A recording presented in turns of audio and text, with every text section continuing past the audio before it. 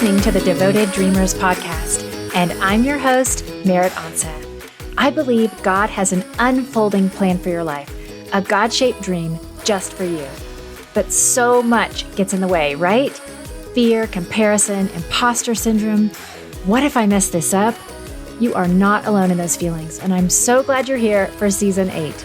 Keep listening to gain some transformational tools that will help you release the lies so that you can freely show up in the world, offering your gifts, leaning on God in your weaknesses, and serving His kingdom with the dream He's given you. This week on episode 167, Season 8, I'm talking with business coach for creatives, Katie Wussow. And this season, I'm giving you my takeaways here in the introduction. So listen for those in future episodes. But in this one, number 1, I want you to listen for Katie talking about launching her dream out of necessity. To me, it came across like it's one of those, if X didn't happen, I might never have pursued Y, which seems really timely right now for you in the midst of a pandemic that could otherwise feel destructive to your dreams. It also feels a little bit like the Lord's mercy in drawing her to the dream and making it almost a must to pursue. Takeaway number 2, you'll learn what to do when you're feeling alone and unseen in your dream, based on what Katie learned from that. And then number 3, be encouraged that business skills can be learned. So whether or not you have a business, in many cases, you can learn whatever it is you lack in the process of pursuing your God-shaped dream. Katie also talks about fear and imposter syndrome, and I want to let you in on something that's coming just for you late next month in October.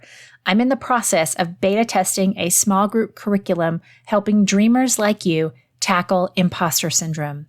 Once we get through the 6-week beta test, I'm going to take a little bit of a break to tweak it. Hopefully that's only going to be a week, but based on feedback I've gotten from the participants who are in it right now, and then I'm going to relaunch it on October 30th with access to anyone. And that session is going to wrap up before the end of the year. If you have struggled with the fear of not being enough or not having the credibility to pursue your dream, I want you to kick off 2021 with a transformation in your heart and mind that will unleash you to really go after your dream in the new year. I truly believe that we learn and grow and change when we do the hard work in community with others. So I invite you to join me and other dreamers for this session. I'm so excited about it, and I want you to be the first to know. I'm going to drop the link in the show description where you can get on the list to be notified when it's ready, or you can go find it on my blog. It's at merrittonsa.com/blog/imposter syndrome. Get yourself on that list so you'll get the announcement when it's available. Okay, I can't wait to share Katie with you. Here's your episode.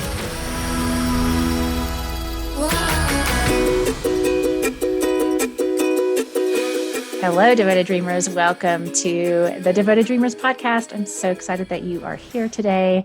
I have a guest that I have been waiting to talk to since the spring. So this is going to be a real fun conversation with Katie Wussow. She's a business coach who specializes in working with service-based creative entrepreneurs, specifically in the early stages of their business. So if you are bursting with ideas and ready to start something, she's a great person to follow. She'll help you put a strong foundation in place with your business so that you can be profitable and make a full-time income doing what you love. Katie, we're so glad you're here. Thank you so much for having me. Yeah. Again, your voice sounds amazing. Wow. Thank you. Well, I'm super excited. You have a podcast. As I mentioned, your voice sounds amazing, called The Game Changer. And just real thrilled to get to have you on and get to have this conversation, kind of pick up from, we chatted back in May when we were all just still pretty early in the pandemic life.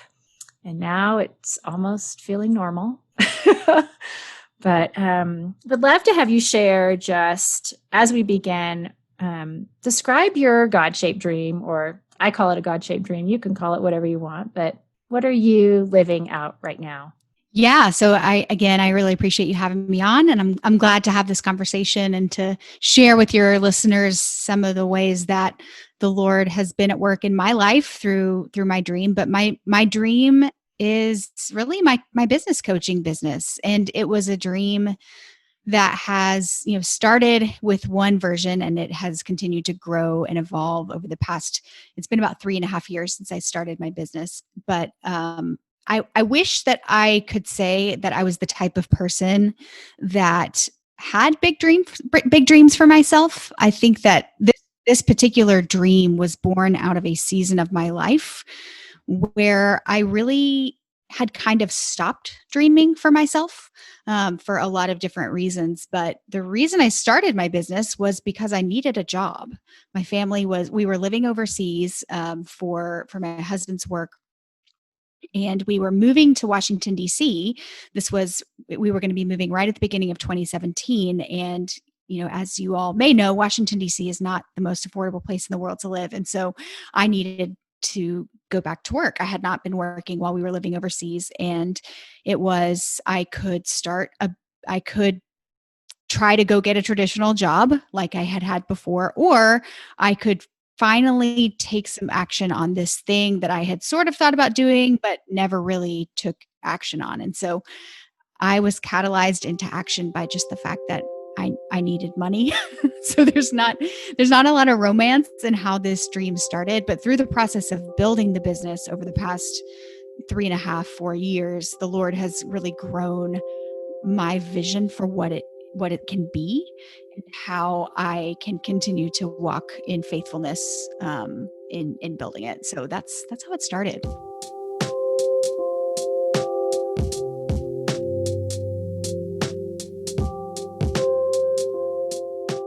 I mean, sometimes necessity is a great way to start, and I'd love to have you kind of talk a little bit about your business. We did kind of high level in your intro, but for those listening, how does someone know if you're the right person to work with them? Good question. So I specifically help people that are getting started, that are in, maybe they haven't even started their business yet, or they're in that first 1 to 2 years of getting things started. And I really come alongside creative people that are maybe other coaches, health coaches, life coaches, anybody who wants to have a business around a particular service or skill or talent that they have. Because unfortunately, to have a profitable business, it's not really enough to just be really good at something. You also have to have a strong foundation in place in your business and be not just a really talented creative or a really talented craftsperson, but you have to be a strong business owner. And so I really come alongside people and help them with that part, with the business stuff, so that they can do what they love to do what they're great at, and be profitable. So I have a couple of different programs that I offer. One is a group program, and then the other is a kind of a do-it-yourself course, helping people get that very, very first client in the door. That's so great. Because obviously, this, those of us who are creatives aren't always super business minded. So. Yeah. And I think we think it's like some sort of gene that you have, like you're a business type person, or you're a type A person, or you're a creative person. But business skills are skills just like any other skill that you can learn. And so I try to make things really tangible and really, really simple and accessible to anybody, even if you don't have any sort of background in business. That's super encouraging, that you don't have to be born with it. You can learn it. Exactly. I love it. Well, talk about, I know you said you're a handful of years into this, but kind of what have been some of the struggles that you've faced along the way? Obviously starting from zero is probably challenging.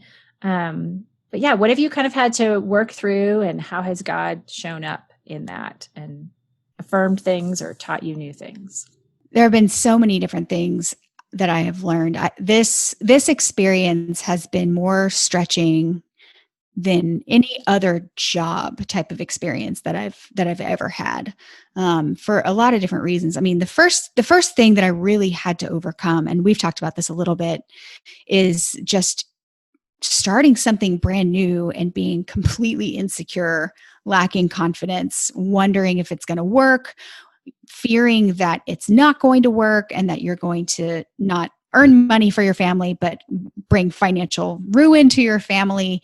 Imposter syndrome definitely plays a part in things too. I felt a lot of insecurity around the fact that I was a business coach that was getting started in business. And so I was helping people with their businesses, but in many ways, my business wasn't, there were a lot of things that I was still working on. So I had to work through a lot of imposter syndrome around that.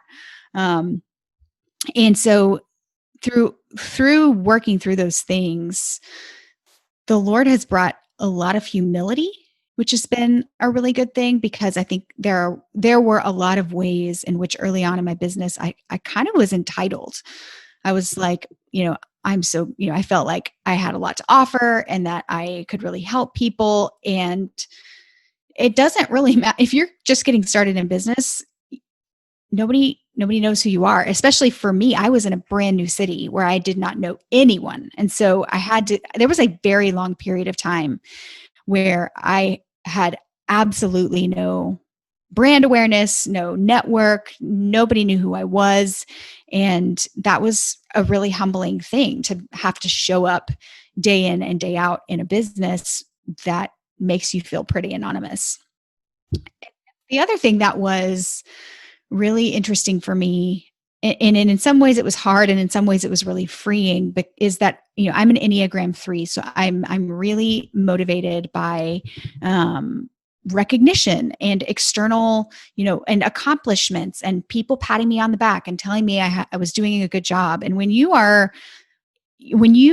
run your own business, there is no one that is like sitting around waiting to affirm you. And so in some ways that was really scary for me, because, I was building this business feeling pretty anonymous and feeling pretty unseen. But in a lot of ways that caused me to look to the Lord for my approval and for my value, and to learn how to be okay being unrecognized, and if nobody saw that I did a good job, and if no one was patting me on the back. So that was difficult, and it still is difficult in a lot of ways. I still work mostly independently. I have a virtual assistant that works for me a very small number of hours a week, but I still do most of my work alone.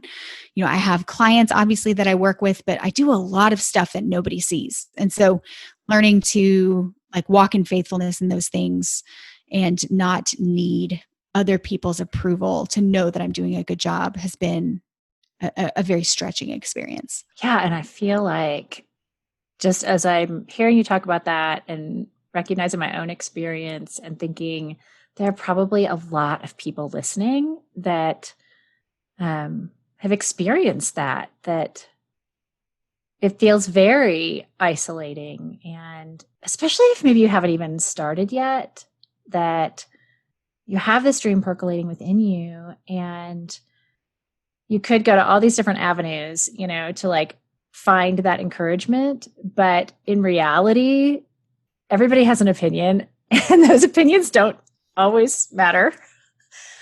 And so I feel like, at least for me, to have that affirmation from the Lord, or that I start working on something and then I feel like I get this idea that came out of nowhere. It's that feels like a comfort to me, where he's like, yep, I'm here. I've got you. I know what's on your mind. I know what you're working on. It's not going to be perfect. Keep going. Just keep going.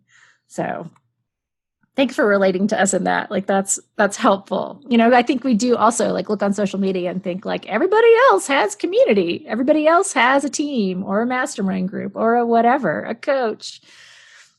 We don't. Yeah. And even if you do have those things, I think one of the things that I've learned as a person that's building a business is, you have your mastermind groups, you have your business friends, you have your clients, maybe you have a team, you have your friends and family that support you as a person. Maybe they don't speak into your business, but they support you as a person. But at the end of the day, what it means to own a business is that you are responsible. It is your business. You have to lead it. And you look to the Lord to for wisdom and guidance as you do that, and you walk in obedience to what he's leading you to do. But it's your responsibility. It's nobody else's responsibility. It's not your coach's responsibility. It's not, nobody can build your business for you. And so it's a little bit scary. It's a little bit jarring, especially, that was really hard for me when I first started, because my previous job, my traditional job before I started this, was I worked at a corporate consulting firm. And so if something went wrong with a client, or if I messed something up, or, it was my boss's job to make sure that we had work to do, and that basically had to fix it if something went wrong. And it was really scary to me when I started my business. And it was like, if something goes wrong, it's on me. If I don't have work, it's on me. The Lord will provide, but it's my responsibility. So that was an interesting transition, to be sure. And it can be really jarring for people. Yeah, I think that's a good word. It's a really good word for it, to go from having a supervisor and having accountability to you're all of it, Yep. Maybe if you're married, you have at least a spouse, but yeah, it's on you.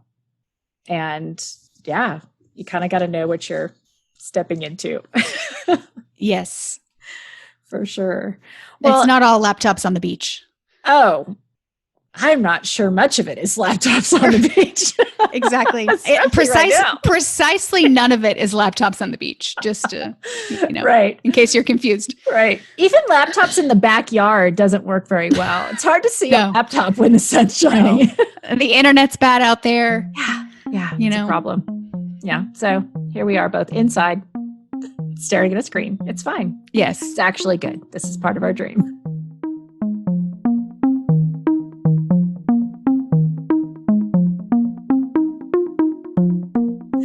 Well, I'd love to hear you talk about just kind of pandemic mode. Okay, so we all went on lockdown and things are loosening up a little bit by now, but what has that been like for you?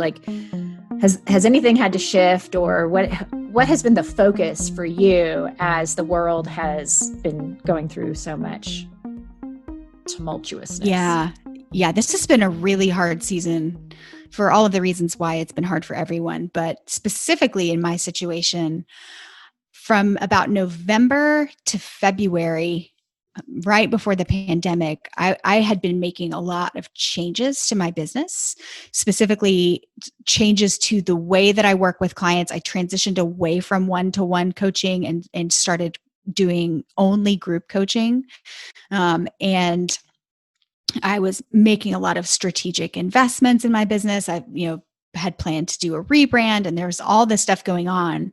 And I was positioning to scale, positioning to grow my business and grow my capacity. And then the pandemic hit. And fortunately for my business, I have always done my entire business online. So I didn't have to change anything about what I was doing or how I was operating my business. But my ideal client, the people that I was marketing to, were just crushed, because it was wedding photographers and interior designers and a lot of people that have to physically be with other people in order to do their work. It wasn't everybody. So not every single one of my clients is in that spot, but my industry as a whole has been really affected. And so I did see, I did not see the growth that I was planning for, and that I was really positioning for. And so what the pandemic has required me to do, so I did some pivoting.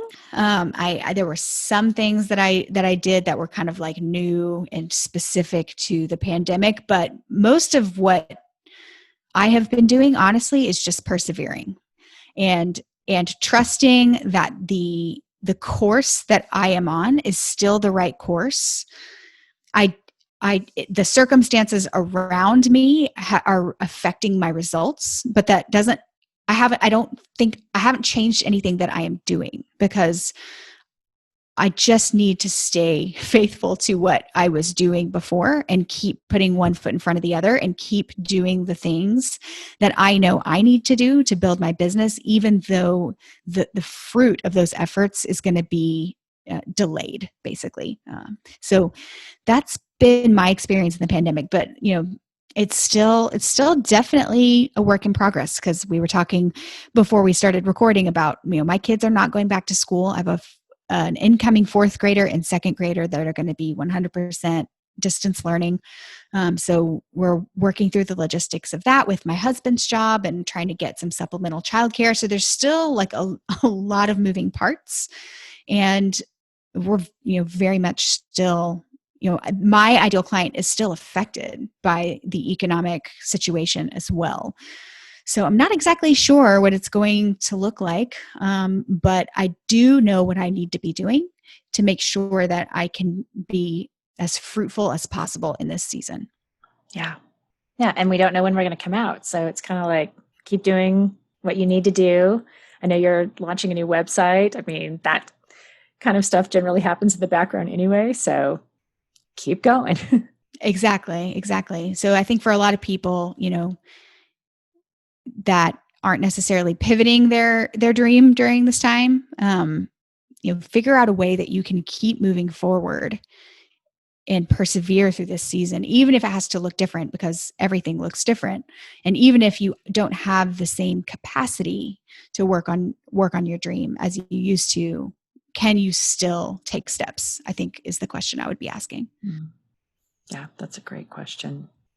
I'm curious whether it's on a personal level or a business level. Have you established any new habits that you're real excited about or that are going well for you as life has looked a little bit different? New habits. I don't think I have any new habits. Unless you count watching way more TV as a new habit. I wouldn't necessarily recommend that. What are you watching? I'm rewatching The Office, which has been really fun. Yeah. I never finished the series. I never watched any of the episodes after Michael Scott left. Oh, yeah. So that's been fun. But yeah. I know, it's nice to have something a little lighthearted right now. Exactly. Jokes aside, I mean, I'm a very structured person. I'm a very disciplined person. And so what I have been trying to do in the pandemic is really like stay committed to doing the habits I was doing before. Maybe they're not, maybe they're a little bit different, but just, those daily disciplines of Bible reading and prayer, the weekly disciplines of like exercising and eating well and resting. I've found that during the pandemic, it's a little bit counterintuitive because I'm getting less done than I used to get done because just of the dynamics of our family life, but I need more rest, which is frustrating because I feel like, it would be really nice if I could sacrifice some of that rest time for productivity, but it just can't work like that. So I've really, really been leaning into the idea of just making sure that I'm resting in the month of August. Oh, this is a habit. This is a habit to come full around to your question. I took every other Friday off the past probably 6 weeks, and that's been really good. My normal pattern is to work Monday through Friday, generally about 4 hours a day, but taking every other Friday off to just kind of do things with the kids or go on an outing or just not work has been really, really refreshing. Now, does that feel like something that you did just for summer, or will you continue that? I don't know, because our school starts August 31st. Then the only thing that we know is, like, generally speaking, how many hours a day our kids are going to have to be logged in. So I don't know what the schedule is going to look like, but it could be, I don't know if it's going to be every other week, but I can definitely see sprinkling in some days off throughout the month strategically so that we can recharge. Yeah, I think that's really, really important. That's probably been my big takeaway too, is that I was functioning before without rest, and that's just not possible anymore. No. Especially with having kids at home 24/7. Yeah. So I think that's wise.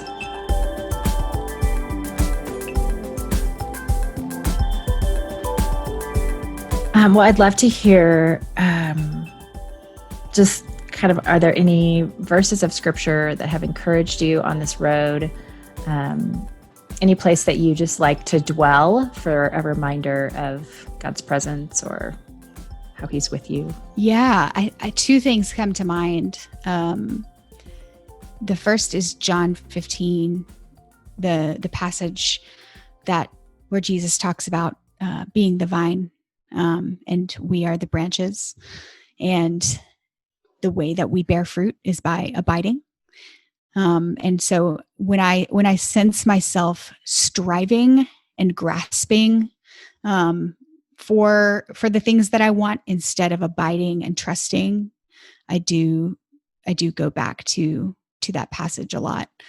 And the other, it's a little bit counterintuitive, but the other passage of scripture that I come back to a lot when it comes to work related stuff is just the whole book of Ecclesiastes.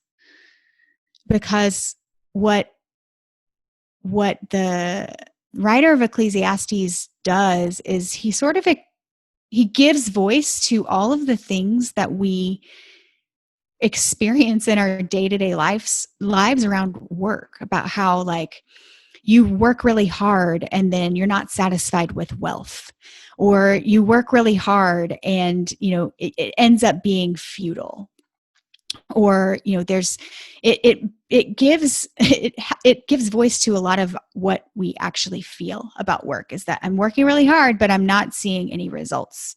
And the ultimate purpose of Ecclesiastes is to point out the futility, like the seeming futility of life. Not to say that there isn't meaning and purpose in following God. There is, and we will be held accountable for how we use our days. But it's so comforting to me to have a passage of scripture that says there's nothing better for a man than that he should eat and drink and find enjoyment in his toil. Just like wake up every day, enjoy your family, enjoy your work, because it's all going to burn, essentially. And there's a great perspective that brings, because sometimes we feel like the things that we're working on, or the dreams or the projects that we're pursuing, are so important. But then when you take a step back and remember that this is all in the context of a very temporal existence, it helps you to put things in their proper place. Yeah, absolutely. It's like that verse I sure don't have it memorized, but I'm going to store up all this stuff in my barn, and it's like, well, tomorrow you're going to be dead. Yeah, exactly. It's like, exactly. It's not up I think to that's us. Luke. Probably. It's for sure the Gospels, and it's Jesus talking. But that's such a great reminder that, there's more to focus on than like the results right in front of us. It's sometimes where we get so distracted. Yeah. And it's really interesting because a lot of the entrepreneurship space is not, it's not a Christian environment. It's a secular environment. So you hear a lot of people talk that are not believers. And it is so interesting because you hear story after story after story after story of these entrepreneurs that were like, I fought for this dream. I worked on this dream for 5 years, and then I finally achieved what I wanted to achieve. And I fell into the deepest depression of my life because I finally got the thing that I had been wanting for years and years and years, and I still wanted more, and it still wasn't satisfying. And so I try to remember those stories as a little bit of a warning as a believer, to make sure that, like, yes, I want to be ambitious. Yes, I want to build a business that impacts a lot of people, and I want to have financial return on what I'm doing, and I want all of those things. But I am foolish if I think that those things are going to satisfy, because we have, we see in scripture that success doesn't satisfy, and we also see like tons and tons of anecdotal examples of how it absolutely doesn't satisfy. And so to focus on the results is a bit of a trap. And probably to have that reminder that none of this is intended to satisfy us, maybe helps you hold it with looser grip a little bit. Just like, well, this is where I am now, but God has heaven in store for me. But, what am I going to do until I get there?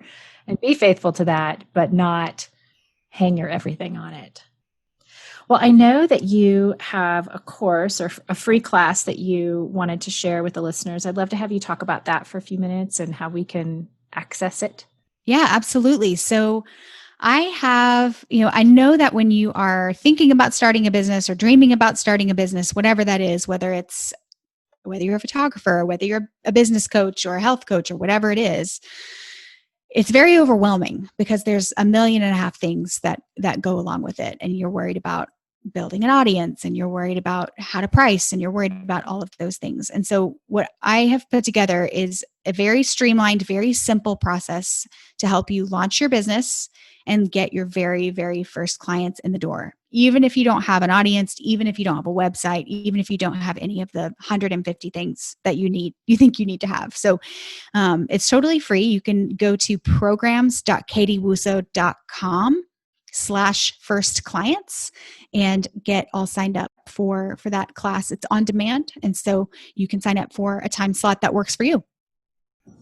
First clients. Is that right? Yep. Programs.katiewussow.com/first clients. Awesome. Perfect. Thank you so much. That's really generous. And I feel like could be absolutely quite helpful. I mean, I've got some people's names in mind, like this person needs that. So I might need that. Thank you for that. I know that's, creating something like that doesn't happen overnight. So appreciate you sharing that with us so freely. Well, Katie, it's been really fun to chat with you, and I feel like you've had some great perspective for us just on faithfulness and perseverance and not putting too much weight in the outcomes of our work. I'd love to hear, as you think about, looking back to when you made the decision to start your own business and everything that God has done in you to now. How would you say that pursuing this, that God has used it to transform you? Like, what's different about you today? I trust God so much more than I ever did, because I have to trust in Him to provide. When you get a salary, on an every 2-week schedule and every month schedule, and it just comes, there's a certain sense in which you feel like you're providing for yourself. But He has really transformed my ability to trust Him to provide. And I also, the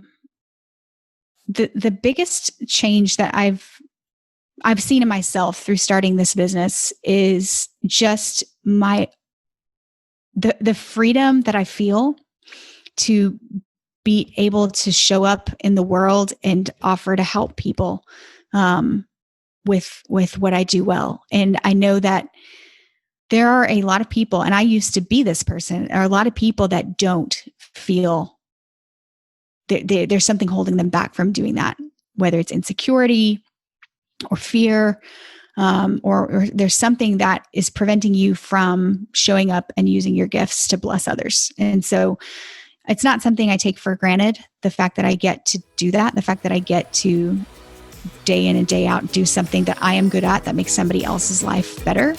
And I really attribute that to the Lord's work in my own life. Thanks for listening today. Don't let the conversation end here. Let's connect over in the Devoted Dreamers Insiders group on Facebook. We're building a sweet community of dreamers, so no one has to walk this road alone. You can find the group at bit.ly/dreamergroup. I'll see you in there.